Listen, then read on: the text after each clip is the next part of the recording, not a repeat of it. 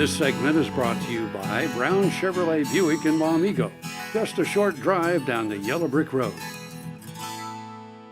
Hi, my name is McNair. I'm with the US Soybean Export Council, also known as USEC.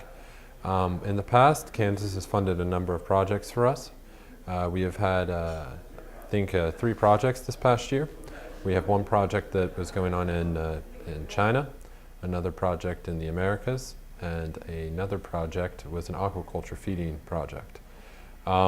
The projects, what we try to do here at USEC, at the US Soybean Export Council, with the help from the states, such as the Kansas Soybean Commission, is we try to create new uses for soybeans internationally, and also try to increase international consumption of soybeans. So, for example, we had a Latin American aquaculture soybean conference, and what we did is we brought together a number of stakeholders in Latin American aquaculture into Mexico and had them all talk about nutrition, some of the newer advances. And why this is important is because the world is starting to consume more and more fish, more fish products, more shellfish, more shrimp.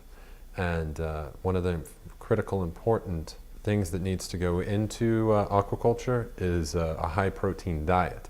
They need a much higher protein diet than most other animals we raise. So we try to include as much, try to work with the nutritionists, try to work with different stakeholders in the industry to get them to have a higher soy inclusion diet.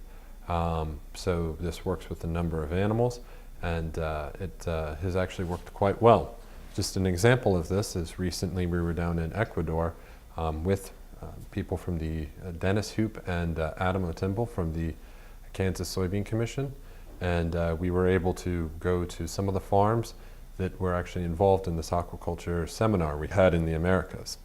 And so we were able to see how they were able to include more soybeans into the diet of the shrimp and of the tilapia, and we're able to become better producers as a result, and we're able to produce more cheaply. And this is interesting because Ecuador, just as an example, is the 5th largest importer of soybean meal from the US.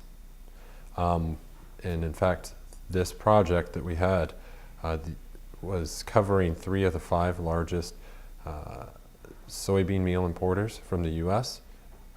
We included a number of people from Venezuela, from Ecuador, and from Mexico. And those 3 are 3 of the top 5 soybean meal importers.